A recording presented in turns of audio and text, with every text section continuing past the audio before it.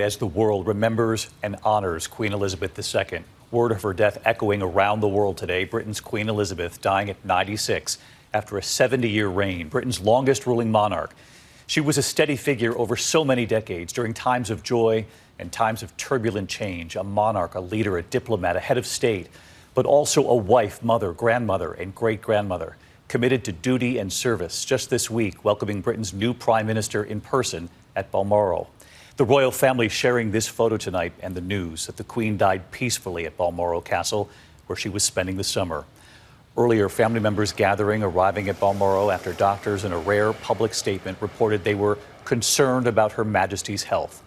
Charles and Camilla already in Scotland, arriving by helicopter. Prince William with Uncles Andrew and Edward flying up from London. Prince Harry also arriving in Scotland. Crowds gathering at London's Buckingham Palace, holding a vigil in the rain today. And then that simple yet powerful image today, the notice posted on the palace gate telling the world that the Queen had passed. Just 48 hours earlier, honoring her last official duty, greeting Britain's new Prime Minister Liz Truss. This was the Queen on Tuesday this week, with her trademark smile right there. And this image amid news of the Queen, a double rainbow over Buckingham Palace today. Tonight here, the Queen in her own words, what she promised at just 21 years old. But first, ABC's Maggie Ruley leading us off tonight from Balmoral in Scotland for us. Tonight, the United Kingdom and the world mourning the loss of one of the most celebrated and revered women of our age, Queen Elizabeth II, passing away peacefully today at 96.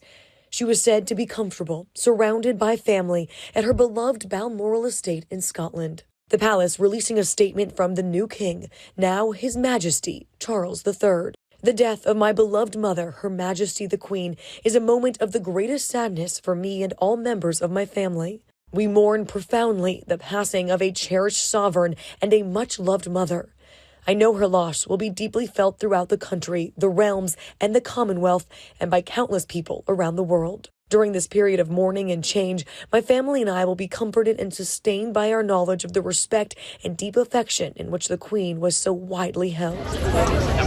Somber crowds gathering outside Buckingham Palace, leaving flowers at the gates. The notice posted, the flag lowered to half-staff, and as Britain paused, rainbows stretching across the sky. A few moments ago, Buckingham Palace announced the death of Her Majesty Queen Elizabeth II. Anchors on British television delivering the news. Queen passed away earlier today with the family by her side. Pilots even alerting passengers in flight. This morning, hours of uncertainty after that rare detailed statement from the palace. The Queen's doctors, concerned for Her Majesty's health, recommended she remain under medical supervision. Her family racing to their matriarch's side. Charles arriving first by helicopter. Other members of the royal family flying into a foggy Aberdeen airport in Scotland.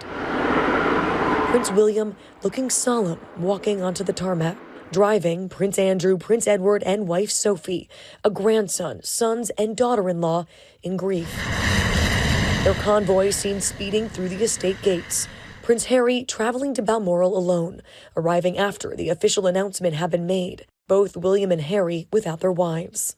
As shockwaves reverberated around the kingdom. She was somebody I think that we'll never see again. I think a lot of people are really going to be sad, but also they'll be celebrating an amazing life. An amazing public servant. Just 48 hours ago, these last images of the Queen, inviting Great Britain's new Prime Minister, Liz Truss, to form a government. Despite the decline in her health, still performing her constitutional responsibility. And still with that iconic twinkle in her eye. It was immediately after that event that doctors worried about her condition.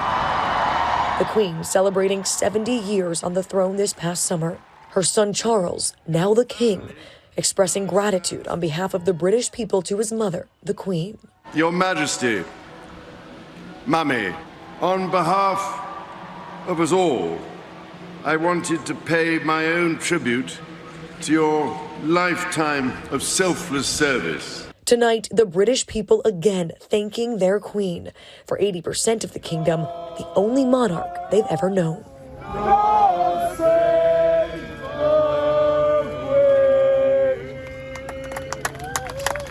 So moving, the crowd's gathering in London. Let's bring in Maggie Rulli. She's in Balmoral in Scotland for us tonight. And Maggie, walk us through what we know so far from the palace about what happens from here. We know Charles will be known as King Charles III. So when do we see him? Where does this go? How will the Queen now be honored in the days ahead? David, well, the palace has confirmed he will go by King Charles III. And we're hearing we should expect the king to travel to London to address the nation. This will be his first speech following his mother's death.